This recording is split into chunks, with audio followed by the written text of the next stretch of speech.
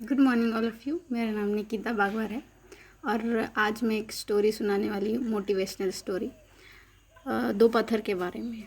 जो एक एक नदी थी जो बड़ी वाली चोटी से होकर के, ऊपर से होकर के नीचे तल तक आती है।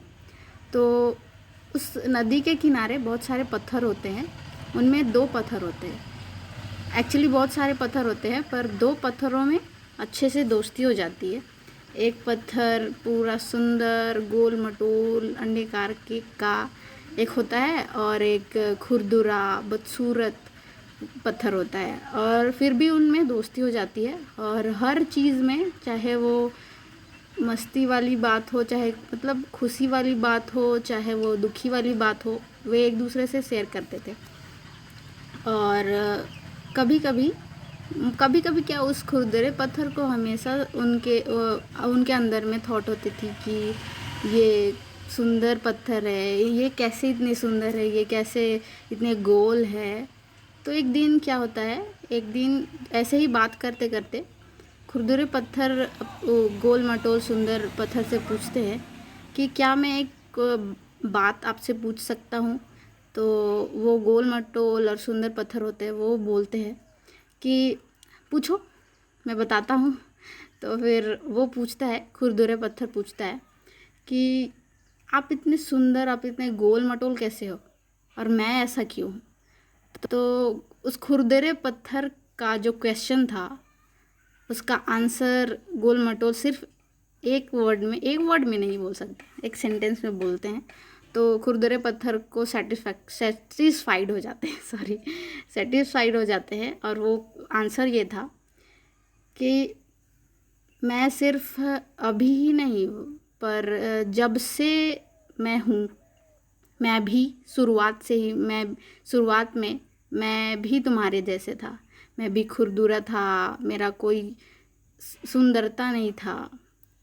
और सिर्फ अभी ही नहीं, पर जब जब इस नदी का बहाव मुझे लेकर के गया है, कभी वो काटता था मुझे, कभी आंधी तूफान मुझे इधर उधर ढकेल देते थे।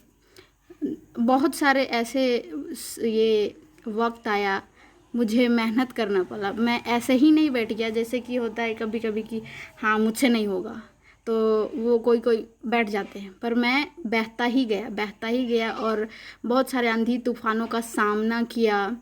और बहाव ने मुझे काटा तो मैं कटता गया। फिर भी अभी मैं वो मेहनत किया, तब मैं अभी गोल मटोल सुंदर हूँ।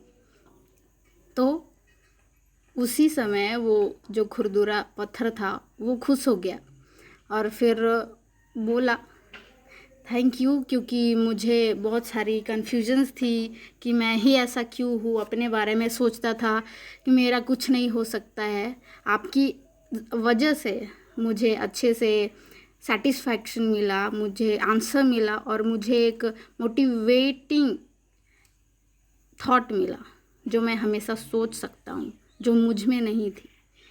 तो ये इस कहानी से हमें ये शिक्षा मिलती है कि कभी भी अगर आप हार रहे हो, तो कभी भी हमें हार के नहीं बैठना है, कि ये सोच के नहीं बैठना है कि नहीं हम सबसे कुछ नहीं होगा, हमसे कुछ नहीं होगा।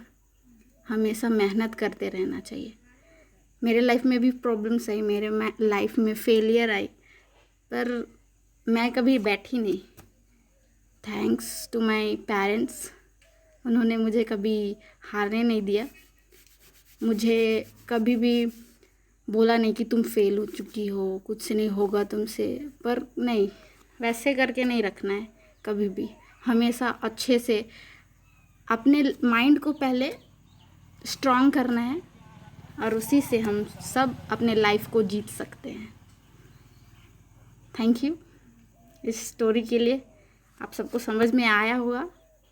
Thank you very much.